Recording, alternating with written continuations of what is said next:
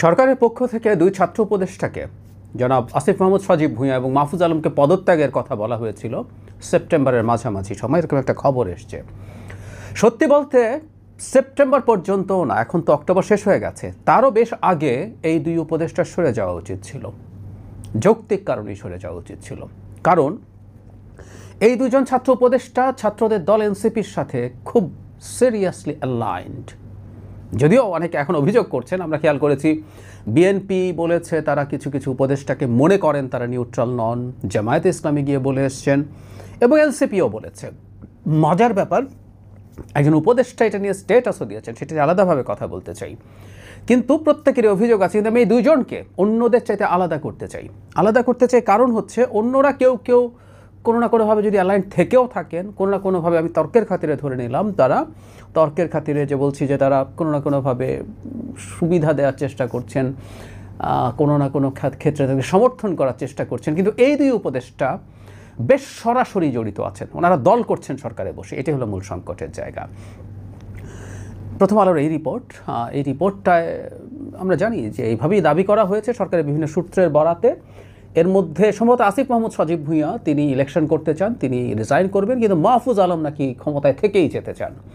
কিন্তু এই মাহফুজ আলমই সম্ভবত সবচেয়ে বেশি লাইন এনসিপির, উনি মাথা টু সাম এক্সটেন্ট, আমরা এভাবে জানি। শুধু এনসিপি না, যখন এনসিপি তৈরিও হয়নি, জাতীয় নাগরিক কমিটি, তার সাথে মাহফুজ আলমের যথেষ্ট যোগাযোগ, তাদেরকে ট্রেন করে তোলার চেষ্টা, এগুলো বহু খবর আসলে বাজারে আছে। প্রথম আলো একটা তথ্য দিয়েছে এরকম, জুলাই সনদ স্বাক্ষর যখন এনসিপি করতে চাইছিল না, তখন ঐক্যমত্য কমিশনের সাথে এনসিপির যে বৈঠক, তাতে একজন, এখানে লিখেছে এভাবে, একজন ছাত্র উপদেষ্টা এখানে উপস্থিত ছিলেন। আমি ধারণা করি এটা মাহফুজ আলম। বিভিন্ন নীতি নির্ধারণী বৈঠকে তিনি উপস্থিত থাকেন, এই তথ্য আমরাও পেয়েছি। মানে ওনারা কতই বা লুকানো সম্ভব, যাদের সাথে বসেন সবার সাথে অনেকের যোগাযোগ থাকে, কথাবার্তা থাকে। একইভাবে জনাব আসিফ মাহমুদ সজীব ভূঁইয়াও দলের সাথে জড়িত। শুধু সেটা নয়, তিনি এলজিআরডি মন্ত্রী হিসেবে বিভিন্ন জায়গায় তিনি সুবিধা দেওয়ার চেষ্টা করেছেন এনসিপিকে। আমি অন্তত একটা ক্রুড এক্সপোজড এক্সাম্পলের কথা বলি। কিছুদিন আগে বরাদ্দ নিয়ে যে আলোচনা হলো, নিজের উপজেলায় 450 কোটি টাকা বরাদ্দ দিয়েছেন তিনি, হাসনাত আবদুল্লাহর উপজেলায় 350 কোটি টাকা বরাদ্দ দিয়েছিলেন। অথচ বহু জেলায় আই রিপিট, উপজেলায় না, জেলায় 12, 13, 15, 17 কোটি টাকা বরাদ্দ হয়েছে।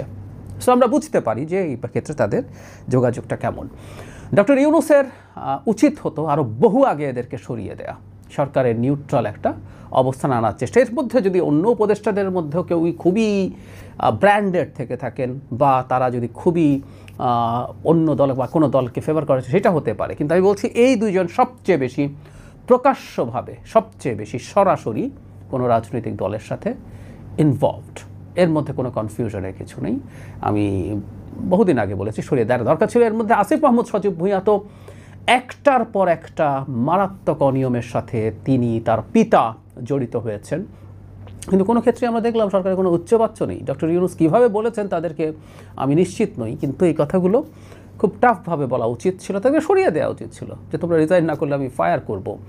পারসেপশন ম্যাটার করে। আমরা জানি না কারা কারা বিএনপি পন্থী, জামাতপন্থী আছেন, কিন্তু এই দুইজন সম্পর্কে সমাজে খুব সিরিয়াস পারসেপশন আছে। এবং আমি প্রায়ই কোট করি ডক্টর ইফতেখারুজ্জামানের মতো মানুষ, টিআইবির চেয়ারম্যান, যিনি শেখ হাসিনার সময়, আমরা ওনাকে এখন হাসিনার দোসর বানাতে পারবো না চাইলেও, কারণ শেখ হাসিনার সময়ও তিনি অত্যন্ত গুরুত্বপূর্ণ রোল প্লে করেছেন। শেখ হাসিনা এবং তার লোকজনের গালি খেয়েছেন, তাদেরকে হাইকোর্ট দেখানোর চেষ্টা হয়েছে, অনেক কিছু। এই প্রসঙ্গে একটু যোগ করে রাখি, 2018 সালের রাতের ভোটের নির্বাচনের পর সবচেয়ে কম সময়ের মধ্যে একটা জরিপ করে টিআইবি জানিয়েছিল 50টার মধ্যে 33টা, মানে 66% আসনে রাতে ভোট দেওয়া হয়েছিল।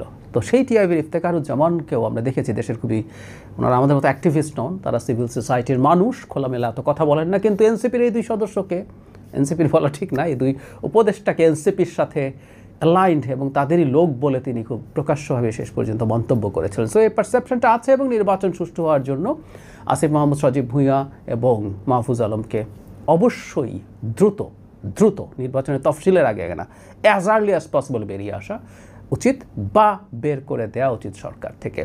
আর আমি একটা কথা বারবার বলেছি, নভেম্বর মাসে একটা, গত বছরের নভেম্বর মাসে একটা অধ্যাদেশ হয়েছিল, অধ্যাদেশটা উপদেষ্টা কমিটি পাশ করেছিল সেটা অধ্যাদেশ হয়নি, কারণ রাষ্ট্রপতির কাছে শেষ পর্যন্ত পাঠিয়ে সাইন করানো হয়নি। কিন্তু সেখানে সেই অধ্যাদেশের মধ্যে উপদেষ্টারা নীতিগতভাবে একমত হয়েছিলেন এই উপদেষ্টা পরিষদে যারা উপদেষ্টা হিসাবে থাকবেন তারা আগামী সংসদ নির্বাচনে পার্টিসিপেট করবে না।